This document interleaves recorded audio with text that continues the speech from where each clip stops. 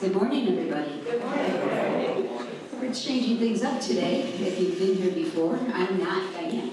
No? That's because you're not watching the clock. Well, I have a timekeeper today, so if, I'm more casual, I do have a timekeeper. And in light of keeping us on time, we're going to get started. First, a couple of things. If you don't know me, my name is Mark or Peggy, whichever you're more comfortable with.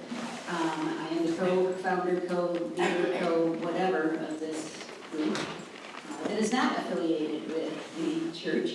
It is an offshoot of the advocacy group here. Anyways, housekeeping.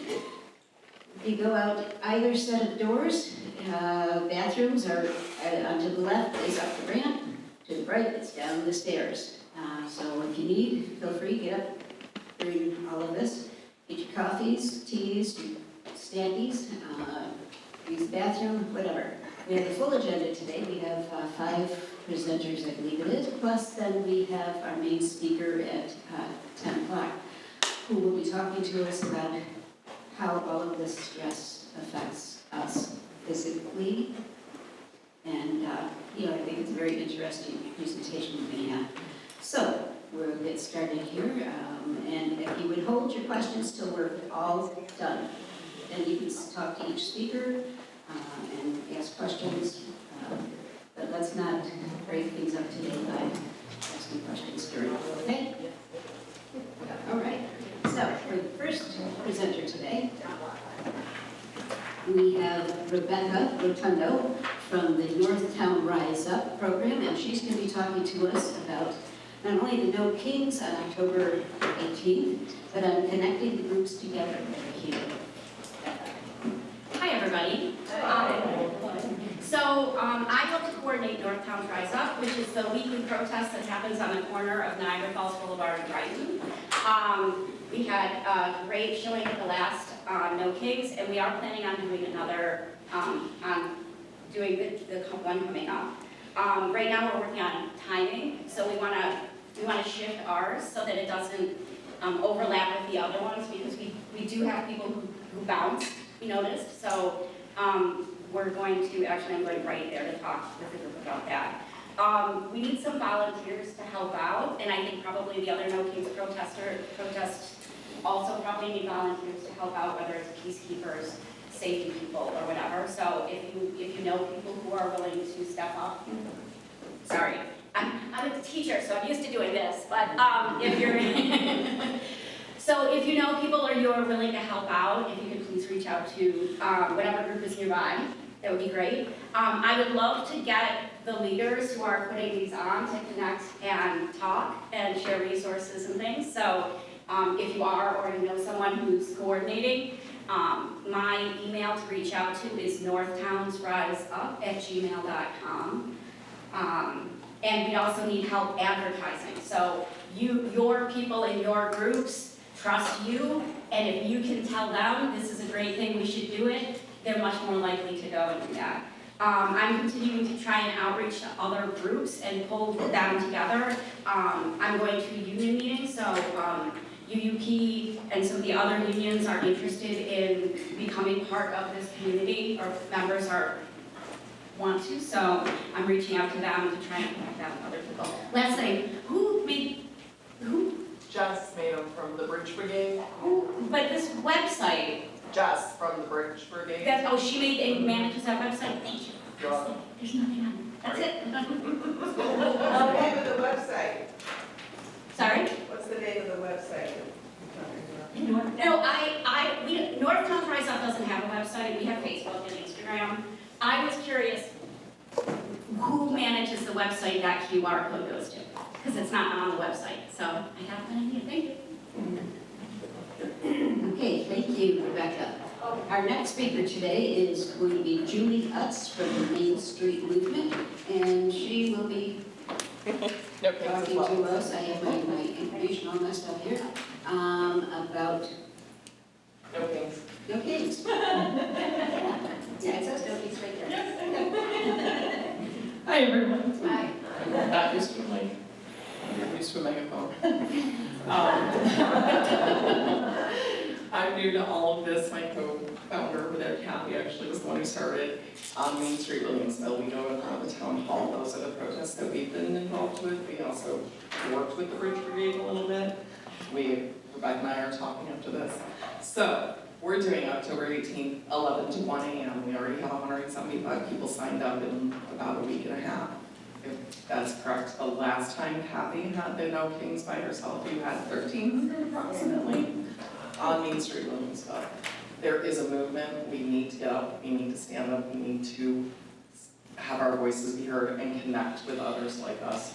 I wrote a speech and I'm not even looking at it. So basically, we don't allow the king, we don't have kings in this country. This country was built on the democracy and not having a leader who tries to rule everything. Our Main Street movement is, there's a Main Street USA everywhere. Everyone in every town should be out on Main Street having their voices be heard. So we're a community-driven group that organizes peaceful protests and civil actions in Williamsville. And our goal is to amplify the voices of the residents and work together to create a more equitable community for all. So if you know anyone who is anywhere, we don't have to be from Williamsville. We've had people come from the Buffalo protests, from the Niagara Falls protests. We welcome everybody and we just want everyone to have a voice and be heard and come out and speak. If anyone knows of anyone who wants to talk to us, we are willing to just show up and talk because that's what we need. Mutual respect is huge for me. Whether we have disagreeing opinions or agreeing opinions, I believe in respect, and so that's why we try to do those respectful protests. Thank you. We do have a Facebook page. I can explain a little bit about this. So the Bridge Brigade did Take Me to the Streets on the 13th.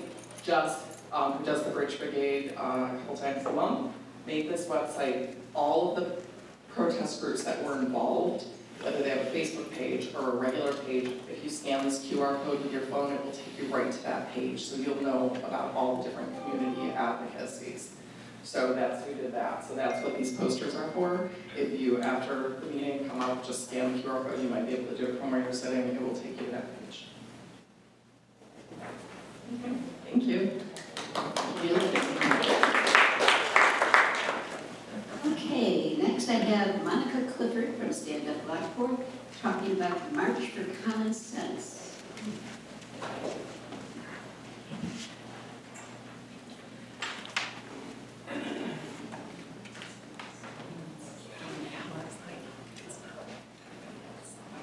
Hi, please bear with me. I'm not used to standing up in front of people.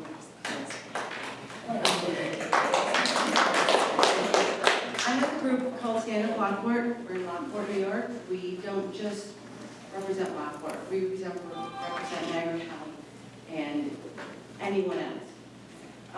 We are having a march on October 5th on down Main Street in Lockport. It's a march against common sense, or it's common sense march. There's flyers out there, and we're going to have speakers at the beginning and at the end. And we'd like anybody to attend. You can go on Facebook and you can respond there. So please. I'd also like to say that we are also going to do No Kings in Lockport. We've had a few rallies there. We had one Melt Ice in August, and we did very well. We had over 100 people. It was very nice because we do have ice in our county jail, which is and I don't know if this is allowed, but we do have a member who's running for Congress against Claudia Tenney.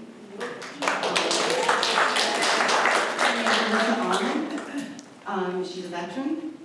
She lost her job because of all of this. She's a teacher, she's a volunteer, she's everything, and she's a firecracker. So, What's your name? her name is Alyssa Ullman. You spell last name? E-L-L-M-A-N. E-L-L. Oh, she's on TikTok. Yep. She's good, she's good. Yeah, she's a firecracker. We love her, and we're supporting her. And if anyone is Langworthy's district, I met a gentleman the other night. His name is Kevin Stocker. He's wonderful. He's passionate. He's I'm just going to say this term. He needs to. This is what he says. we need to turn everything, we need to turn this ship 180 degrees. And that's exactly what we need to do. So if you're in Langworthy's, check him out. He's gonna get a lot of town halls. That's where I met him, was a town hall. Okay, thank you. And that wasn't so bad, so thank you.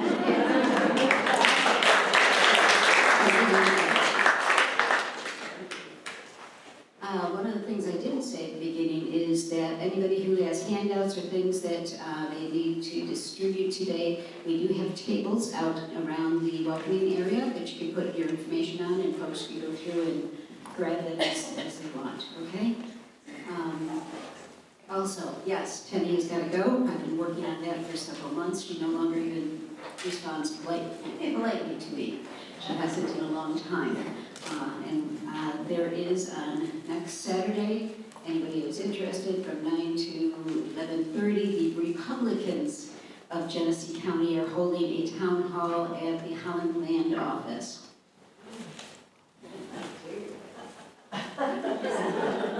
Anywho, I don't advocate rebellion, but I certainly will be sitting there watching whatever is going on. So, our next person to speak is going to be Melodia Moncash from the United Workers, and we're going to be talking about what the heck is going on down at the Hyatt Regency. Hello, I'm not Melodia, this is Melodia. I'm Luke. Yeah, like you were saying, at the Hyatt Regency, workers have been trying to organize a union for over a year. I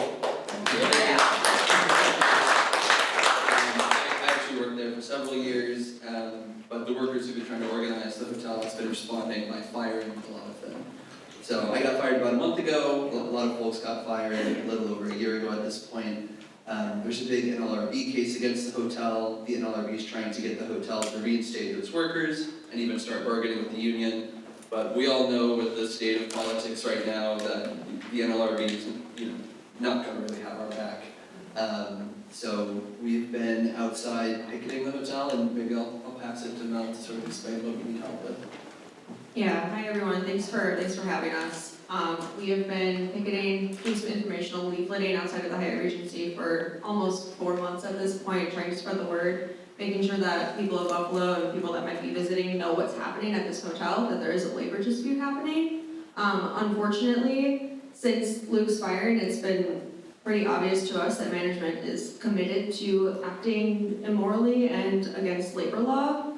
Which means that really the only further room we have for escalation is to most likely call for a boycott of the Hyatt Regency downtown. If this is the case, it will be announced at a press rally, which will most likely be happening on Monday, October 20th, probably 11 or noon. This will be updated. You can find these updates on our social media at Hyatt Workers United on Instagram and TikTok. We also have a website with a pledge to boycott.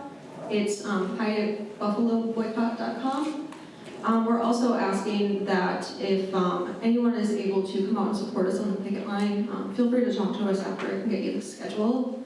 And if you are a part of any group that has any plans to stay at the Hyatt anytime soon, we would definitely love to talk to you. Management has been lying and telling groups that have been trying to cancel their reservations that they don't know who we are and that none of us have ever worked there, which is crazy because they just fired liars.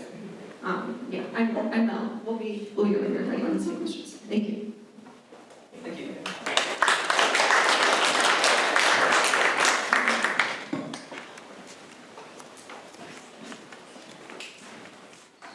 I don't understand trying to be more. Okay. Anyways, let's see. We still have to have Kathleen from Good Neighbors come and talk about rural engagement.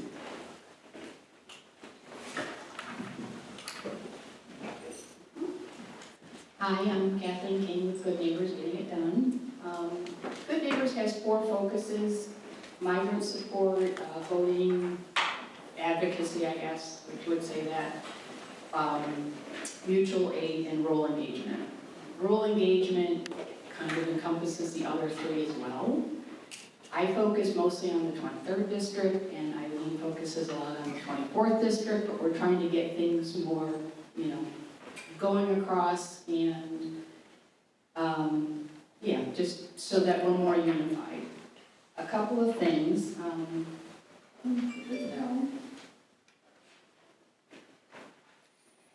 I think one of the big things about the rural engagement issue is that we also have a chance to save democracy. Democracy is going to be saved on the edges. It's going to be saved by not people in the cities necessarily just protesting, absolutely needed, not sufficient. We need votes. So we need to turn all that protest into votes, and those votes are going to be around the edges, the outer suburbs and the rural areas. And so how do we do that? That's really what I've been trying to, figure out. Our two new initiatives are some Zoom meetings. One is with leadership across the 23rd and the 24th. And that is, we just started that a couple weeks ago. There's about 15 groups that are resistance groups as well as Democratic leaders trying to figure out how can we get a unified force. We're all in a kind of a chaotic mode, which is being used against democracy, really. Just throw everything out there and make it all chaos, and we all kind of respond to it with somewhat chaotic protests, with all kinds of different signs, saying all kinds of different messages, staying in the same place, and people tune it out after a while. It's like, what are you actually saying besides you're mad? What are you really saying? So I think trying to get that unified message is where my focus is, and in these kind of rim areas. The leadership committee has done one thing already, which is to send a proposal to Chuck Schumer. I had met him down in Cattaraugus County, and try to encourage him to show up, pay attention. I wish the Democrats were a whole lot of a different party in many respects, but they are the horse we have to ride, and they are where we have to bring people to. If we're going to save democracy, they got to vote for Democrats. There's no other way around it. Whether you don't kind of like it or not, that's where you have to go. And I love that Democrats are a big tent, and the problem is we air all of our differences in a lot of ways, but it's also, that's kind of like our country. That's, we're a diversified group, and it kind of is hard to collect everybody. So that's the role. And I wanted Chuck Schumer to use our resistance groups and this energy and not just peter it out and let it go to waste. The proposal was trying to tell him how we can help save democracy and what he can do, which is, give us some support money-wise and, just show up and do things. The second thing was letter writing. We all send letters to the editors, a lot of us do. Most of them don't get printed. So what we were thinking about was having a theme that we cover all of the newspapers with a similar kind of theme. And for that, you need a lot of submitters. And people have to be a little bit brave to submit letters to the editor, because you have to be a real person with a real address in a real town that is relevant to that newspaper. So we're trying to build kind of a brigade of people who will submit letters, ghostwriters, and some researchers. Like if we have a topic about, for instance, like safety. Are we any safer right now with all of what's going on? That's, kind of a topic. And write all that, write different kind of letters from slightly different perspectives with the same theme, though, to all of the different papers. And not cross the papers. So it has to be well organized in order to do that. So this is an ask for people who feel like they could be ghostwriters or researchers or just submit letters, even if you don't have time to write them or you don't feel like you're a pretty good writer, but you want to stand up. It's just an ask to do that. And then the other thing that we're doing is meetings via Zoom for, give me the hook. I'm a good neighbor, but yeah, no, as you were, but I think your 5 minutes has expired. Okay, the last thing is that everybody can join who is interested in supporting the 23rd or the 24th. We're going to do Zoom meetings on Mondays for anyone who's interested in doing anything across the 23rd or 24th. It's the first organizing meeting for people who are just want to support it, and the main thing is flipping Congress. Finally, Good Neighbors has a podcast. There are 2 people running in the 23rd district, and that is Aaron Geese and Kevin Stocker. There are interviews with both of them on that podcast. So if you're in either of those things, you can meet both of those people. And also, if you want to find out more about Good Neighbors, get involved with these things, and check out the podcast, we have our little calling cards are in various places. Thank you, timekeeper. It's like a good cop, bad cop. I get to be a good cop. Well, we have a few extra minutes today, and we have a new group here that would like to speak to us. So I'd like to bring up the speaker today from the Surge. I know them because I get emails from them daily about issues that are going on and so on. But if they're new to you, please pay attention here. And your name is? Carrie. Carrie. Oh, I think She's lost her name yet. Hi, I'm with Surge Showing Up for Racial Justice, SURJ. And we have a website, so please go, just Google it, SURJ. We have a local chapter here in Buffalo, and we are also a national organization. So the reason you're getting so many emails is that national puts them out regularly. We try to do it less, but we are having an orientation meeting, sort of, bringing people in who don't know us that well on Tuesday evening from 6 to 7:30 at the Crane branch of the library on Elmwood. So if you come to that, we'll talk a little bit about who we are and the various campaigns that we're running. So National right now is working on elections, and they are running national phone banks on Thursday evenings and Saturday afternoons.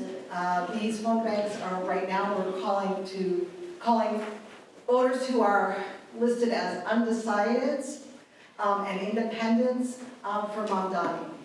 We are also calling into Virginia. That starts today to support the woman running for governor there, whose name I still can't remember. It starts with an S, but anyway. So I'm on that, so I better learn her name by this afternoon, because I'm doing it this afternoon. So if you're interested at all in, yes, thank you. Say it again.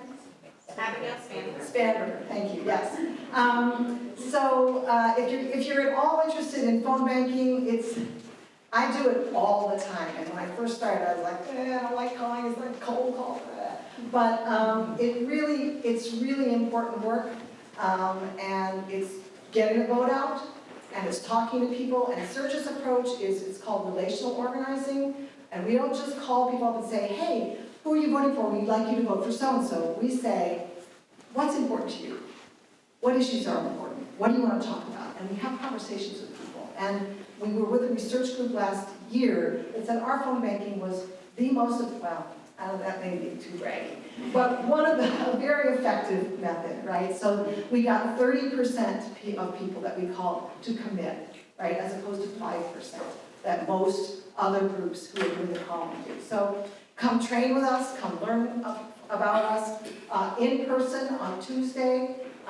You can join the phone bank this afternoon if you want to. Just look for us on the web, and you'll see all the events and options that we have to offer. So hope to see some of you on Tuesday. Thank you, Carrie.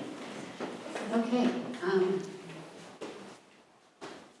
How many of you don't know me? All right. As I said, my name is Mark, or Peggy, whichever you prefer.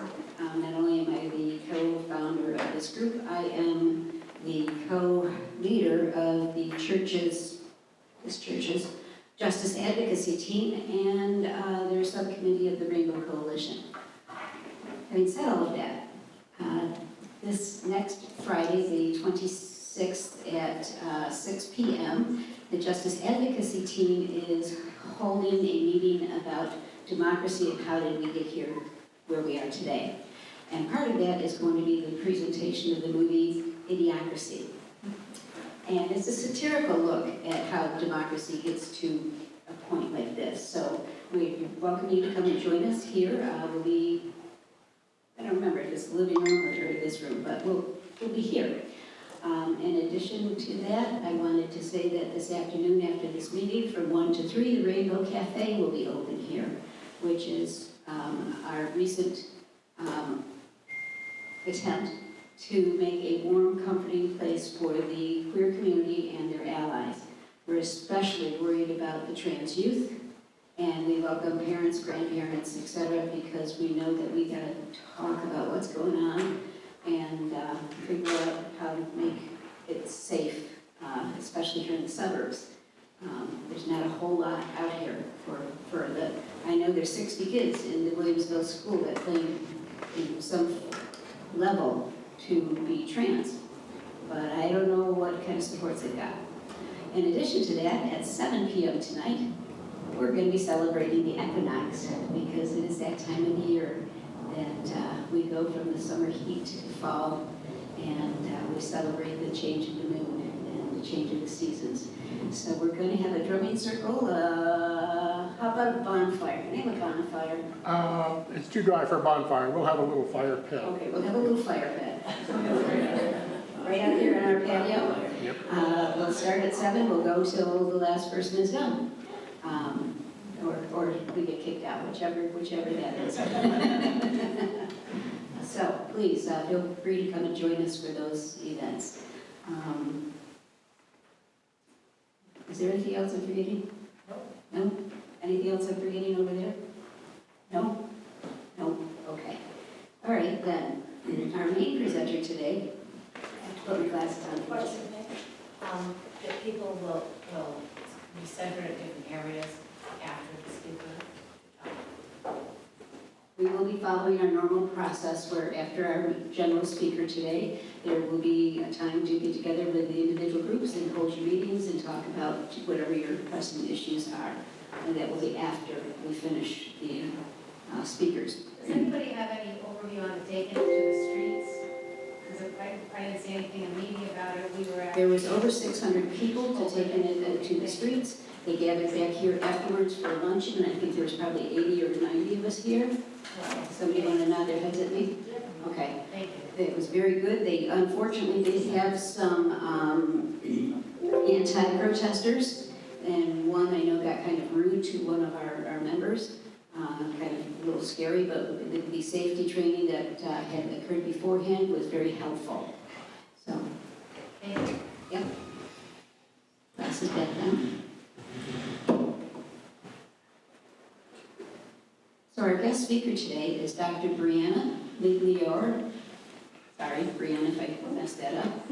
She is a neuroscientist, writer, and mom of 2 young daughters. Many of us know her as the swaddled mom, because she walked around for a long time with that little one swaddled into her chest. She has earned her PhD in neuroscience, studying the brain circuits involved in reward and addiction. Today, she brings that scientific grounding together with her lived experience as a parent, educator, and advocate, navigating the realities of modern overwhelm. She publishes reflections on her Substack, Dysregulation Nation, and is currently writing a book about how human connection regulates our nervous systems, and how that regulation can heal individuals, sustain movements, and protect democracy. So please welcome Brianna up here for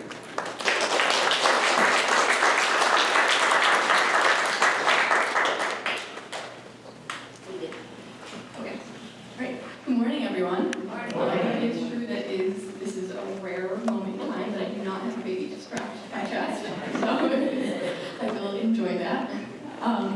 So first of all, I just want to ask everyone, how are you all feeling lately? Stress. Stressed. Yeah, me too. What's that? Any other things? Starting to chill? With this new cycle? I have been feeling the same way. So what I want to start out with today is just maybe relaxing our shoulders a little bit. Just relax. Maybe put your feet flat on the floor. And we're going to take a few deep breaths together so that we can sort of settle down our nervous systems before we get into this. So I'm just going to have you take a deep breath in through your nose for a count of 4. We're going to hold it for a second, and then we're going to breathe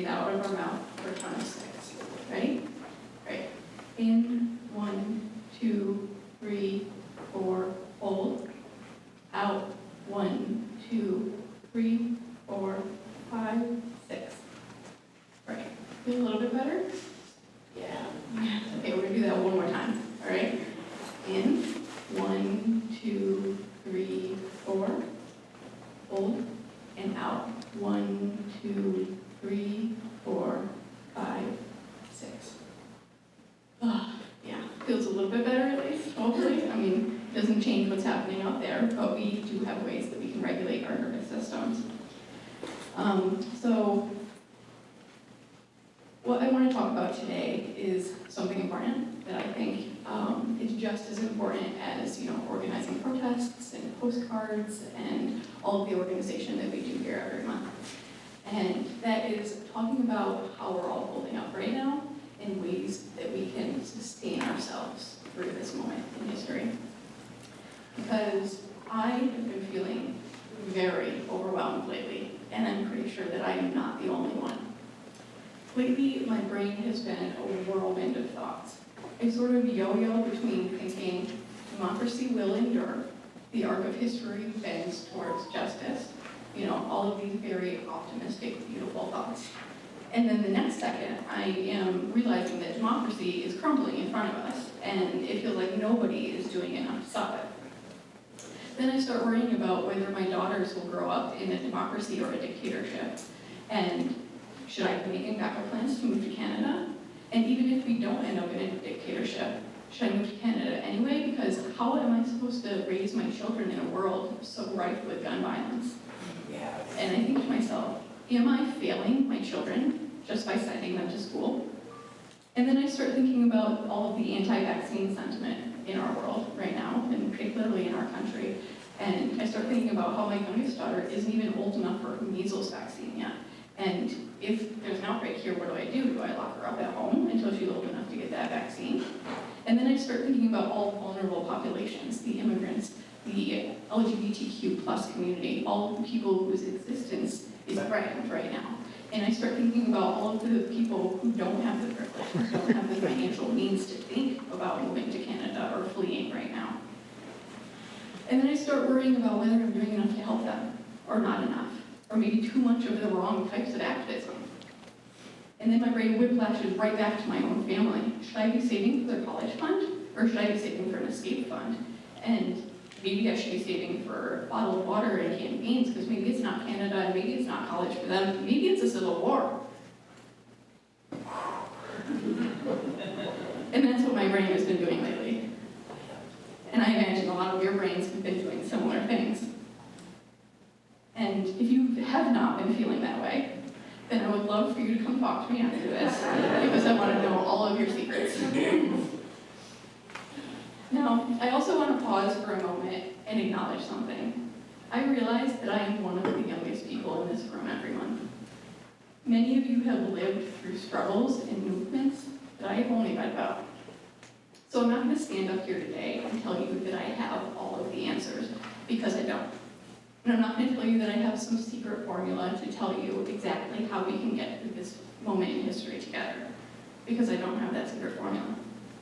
But what I can offer is a little window into why our bodies are reacting the way they're reacting right now, and why this constant overwhelm is not just personal anxiety, but something that's part of something much bigger, and what tools we have to resist it. To understand that, we have to understand our biology. Our nervous systems were not built for a world like this. They evolved thousands of years ago for a very different environment. Back then, stress came in short and sharp bursts, like a storm rolling in, or a predator nearby, or some other danger that we needed to focus on for a matter of seconds or maybe minutes. And then it was over, and our bodies could rest and reset. But today, we live in a world of constant alarms. It's headline after headline, crisis after crisis after crisis after crisis. Our ancient biology is being asked to process a 24-hour fire hose of chaos. Our bodies are trying to do the job that they were built for, but they were not built for this. And sometimes it's not just headlines. Sometimes it's images and videos that we are exposed to that force trauma into our bodies. Last week, I was scrolling through social media, as one does these days, when a video popped up on my newsfeed. It showed Charlie Kirk being shot in the neck. It was a close-up video. It was graphic, absolutely horrific, and honestly, I just wanted to cry. I wish wish I could say that this is unusual, but it's not. The day before Charlie Kirk was shot, another video popped up on my newsfeed. This one showed 23-year-old Ukrainian refugee Irina Zawinska being stabbed to death on public transit in Charlotte. Once again, her gruesome death became something that millions of us witnessed secondhand through our screens. I wasn't there to witness these events in person, but my body reacted like I was. My heart started pounding, my stomach clenched, and my hands started shaking. Because that is what our nervous systems do. We're left with the raw fear, the shock, and the alarm, with no outlet. Over time, this constant state of alarm wears us down. It's a kind of trauma by proxy, absorbed through images and stories, yet no less real in its impact. And research backs this up. After the Boston Marathon bombing, researchers found that people who consumed many hours of bombing-related media actually showed more acute stress symptoms than some people that had actually been at the bombing in person. Think about what this means. We don't have to experience traumatic events in person for our bodies to feel and react as though we are experiencing the trauma firsthand. And this isn't just an isolated case. Researchers have found similar things after 9/11 and during COVID-19. The more time people spend immersed in media coverage, the more distressed they become. And it doesn't stop there. Studies also show a vicious cycle in which media-driven distress drives more media consumption after the next tragedy, which in turn drives more distress. It's a vicious cycle. And with the current relentless news environment, we become so overwhelmed that it becomes nearly impossible to pull ourselves out of it. And part of this overwhelm is incidental, because we live in a world with other humans who are imperfect and often cruel and sometimes violent. But sometimes this overwhelm is intentional. Sometimes the chaos is manufactured, intentionally amplified, and weaponized on purpose. Because when our nervous systems are stuck in alarm mode, we are easier to control. Steve Bannon once described the strategy bluntly when he said, "The goal is to flood the zone with shit." The idea is to overwhelm people with so much chaos and so much fear that they collapse under the weight of it all. And it works, because it hijacks our biology. When our nervous systems get stuck in alarm mode, we call that dysregulation.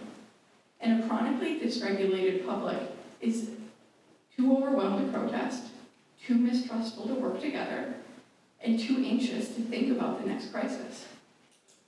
Viktor Orban in Hungary has used this exact same playbook, churning out endless migrant crises, cultural emergencies, most of which is manufactured to keep people afraid. Authoritarian leaders everywhere rely on chaos not as a failure of leadership, but as a deliberate tactic. If you've been following the news the last 2 weeks, you'll notice that none of our current leaders call for unity. None of them attempted to unite the people of our country together to find common ground and ease political tensions and violence after the Charlie Kirk shooting. Instead, our president blamed the radical left lunatics and essentially poured gasoline onto an already out-of-control wildfire of political division. This wasn't accidental. And as we all know, it wasn't the first time he's done this. He, alongside J.D. Vance and numerous other Republican officials, have intentionally amplified fear and chaos. Because fear, chaos, and division benefit them. Fear, chaos, and division are an authoritarian's best friend.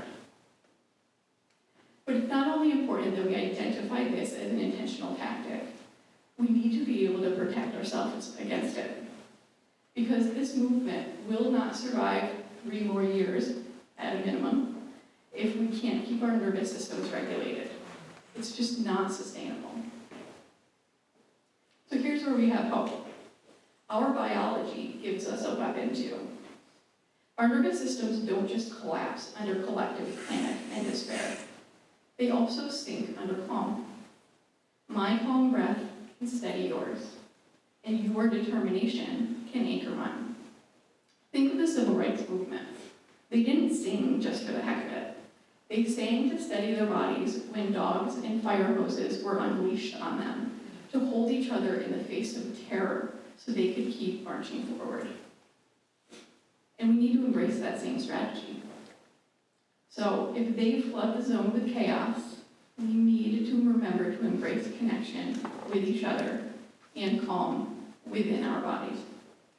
If they weaponize dysregulation, we need to weaponize regulation. So what does this look like for us, here and now? I have some ideas I'd love to share. Try breathing together before action, like we did at the start of this talk. Even just 30 seconds of shared breathing helps calm the nervous system and sharpen your focus. Try singing or humming together. Vibrations in the body activate a nerve called the vagus nerve. It's one of our body's natural calm down systems. Yes, it takes a little more effort to organize a group song or a group hum than a fiery chant, but that effort is worth it. Instead of only checking headlines, check in on each other.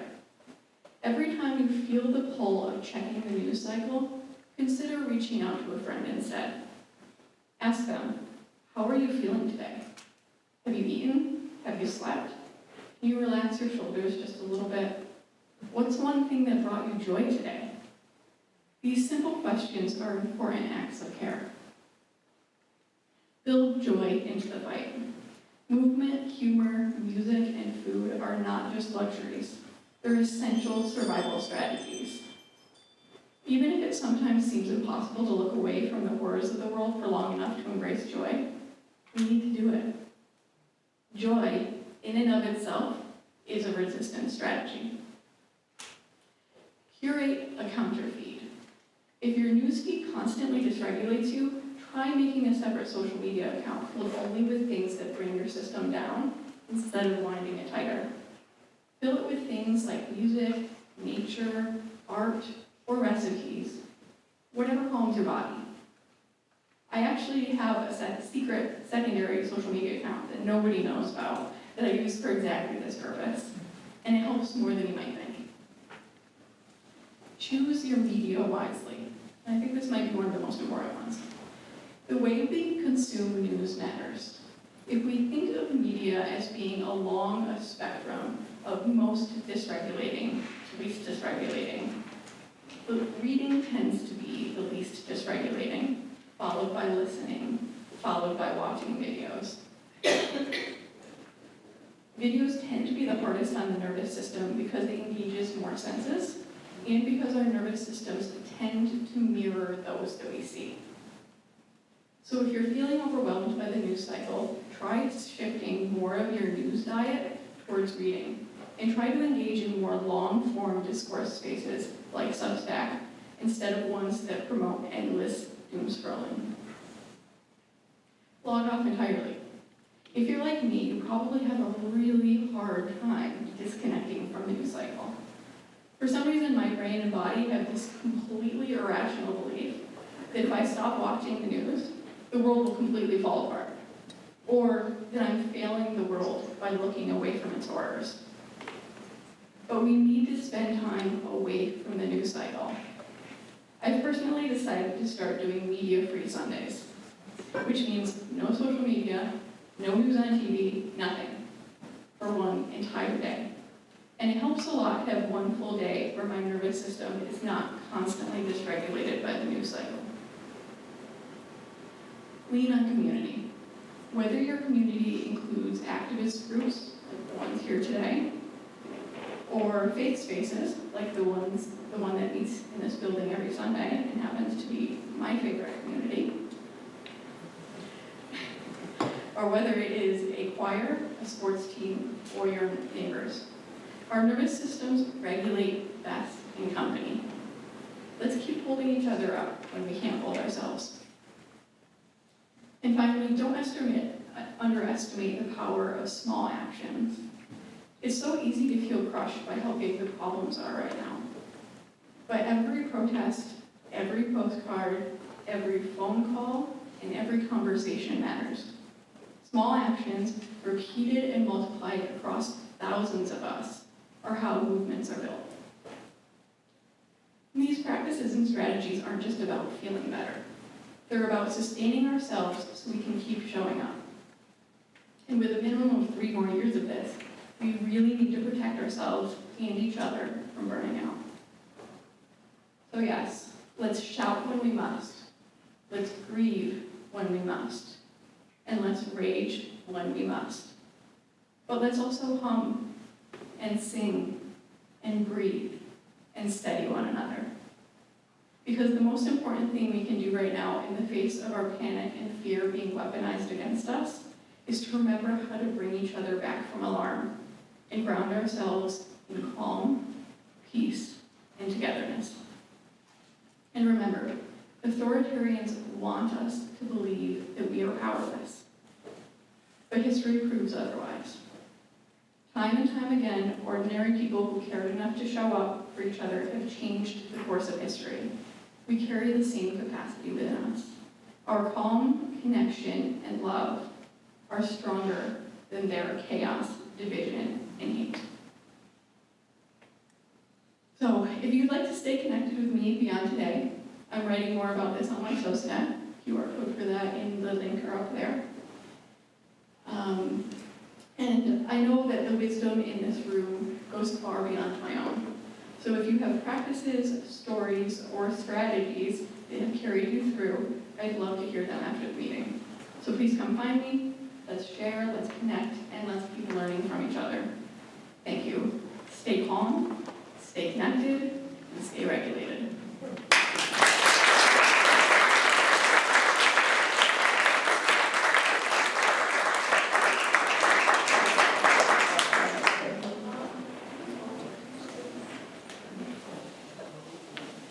Does anybody have questions for Brianna?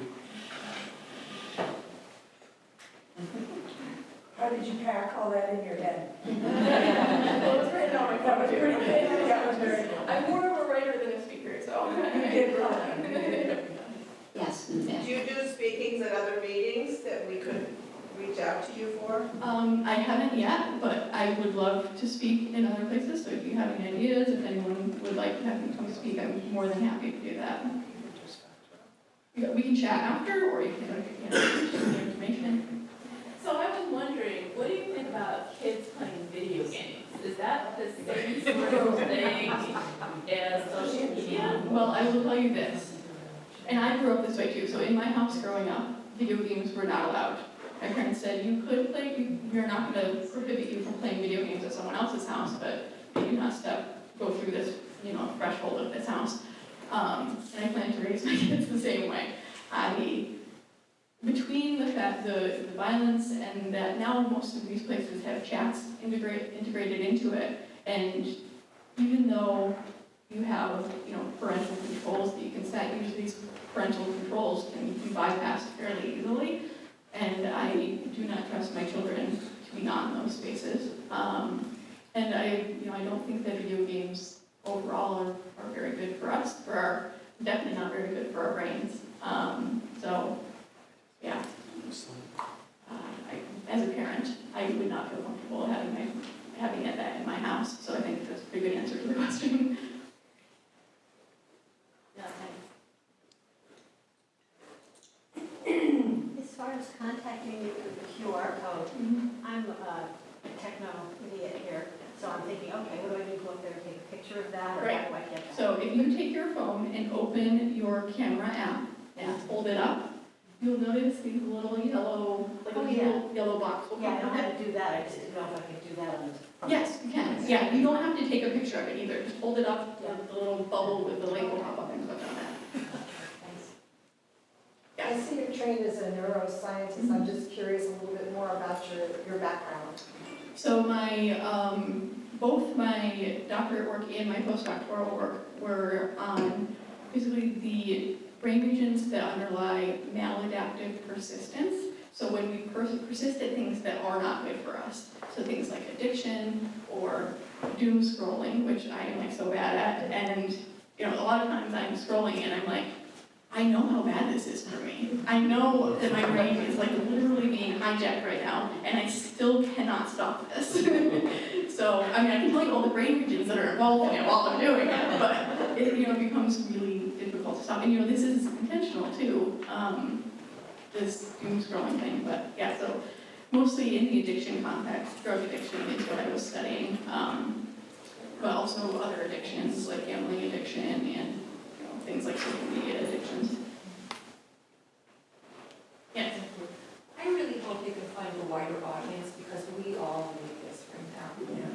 Yeah, as I was writing this, especially after I finished it, I thought to myself, I really needed this. Because I think, just writing it down, sort of helped me get these ideas down and remind myself that, this feeling that we're feeling is not a personal failure. It's not just personal anxiety. It's not you overreacting to stuff. It is an intentional strategy that is being weaponized against us, and it is a good strategy because it is, hijacking, like I said, hijacking our biology. So, yeah, I think that a lot of people need to hear this right now, myself included. Excuse me, I think that what you said about that is so true, but I also think that they use all the technology that we know and all of the, just everything that comes at us on a day-to-day basis anyway, and they just pile on that. Yes. That's what they're doing. So 200 years ago, this would not have been an issue. Right, I think that's exactly right. And I actually wrote a piece about this on my Substack about how initially in the really early days of social media, we came for the community, If you think of early Facebook or even back in the days of MySpace, we liked it, we loved it because it connected us to each other. And in the years since, it has slowly transitioned to completely giving up on community and connection and basically just marketing, yes, absolutely, marketing and hijacking our nervous systems. And whatever is keeping us clicking the longest is what they are pushing towards us. So, we came, so my Substack piece is all about how we came for the village and they've basically handed us dysregulation now. And we're all so hooked on it that we can't can't even get ourselves out of this social media space. Myself included, like I said, I can know all of the science behind all of this, but I still can't pull myself out of it. If I may, you were going to say something. And then get somebody with their hand up. I'm sorry, what? We had somebody with their hand up. Oh, I'm sorry, go ahead. Yeah. So I just wanted to make a comment that this flooding is not a new technique, and it has kept people in a state of entrapment for decades, not centuries. And with us being knowledgeable, becoming more aware of it on our level, we need to share this information with others as we go out of here. Because it's only by sharing this information of what is going on and how it's being used as a weapon, but we can't use those terms. We got to find a different way of communicating what's going on to our families, to our friends, to our neighbors, and help them get disentangled from this flooding that is going on, because they are becoming immobilized, and we have a mission also from getting this knowledge. I totally agree with that, and while I was writing up this talk today, I was thinking along those same lines that everyone here knows this and understands this and believes this and recognizes that this is happening. And it may have been useful for you to hear this as a reminder, but I really don't think that it's us necessarily that needs to know about this. Because I think, it's the people who, because I know so many people right now that have just completely disconnected from the news. Tons of them. Actually, the vast majority of people. I post about politics on my Facebook, and I'm pretty sure that half of these people have muted me on their socials because they're we just don't want to hear about this anymore. And I think that it's those people that we need to reach. And unfortunately, part of me feels like we are at the point where like people are just so overwhelmed that if we came to them and said, this is what's happening, they'd be like, this is just stressing me out even more, that you're telling me that this is intentional and, that this is, hijacking my nervous system on purpose.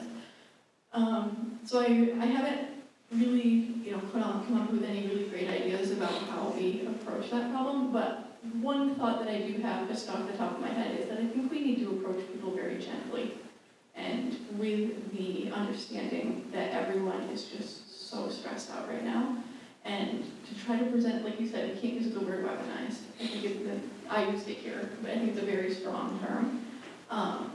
If I were to approach people outside of activist circles, I don't think I would frame it that way. So I think we just need to be very gentle and aware of how wound people are, and tired and overwhelmed and just like done with the whole thing that people are.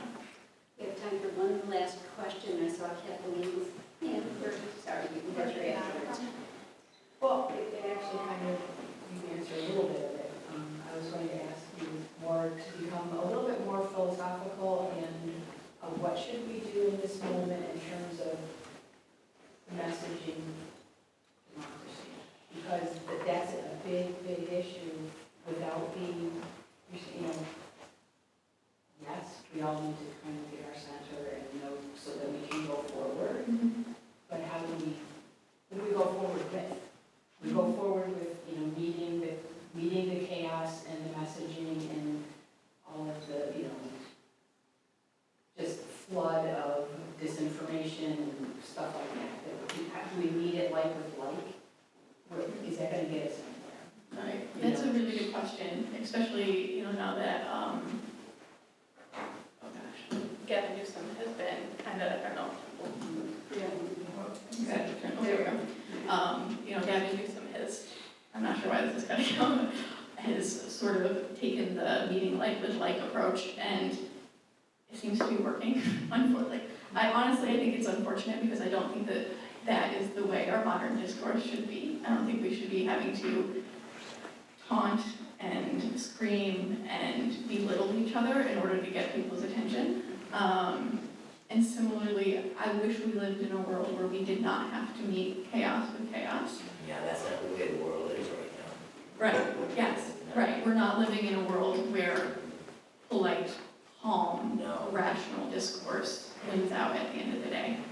And there's also the problem, this is a problem too that I think is that if we approach it rationally and calmly, people are like, well, is democracy really at stake?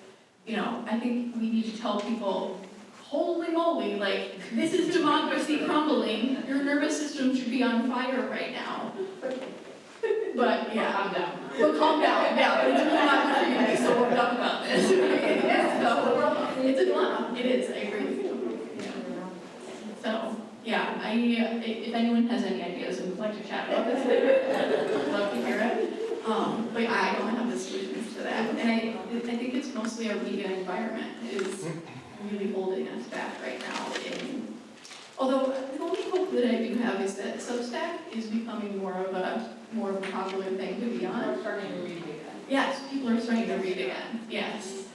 But, whether that, so I should say that I think that's true for older generations, and I include myself on that, but I think that the younger people, younger than me, are not embracing reading again. They're on TikTok, they're embracing the opposite of reading, so it's got to be, really quick, and, honestly, even if we could get through to them on that platform, they probably just, give me someone throwing a cheerleader up in the sky or a little taco dancing or something, So, yeah, I'm not sure how to solve that problem. Thank you, Brianna. And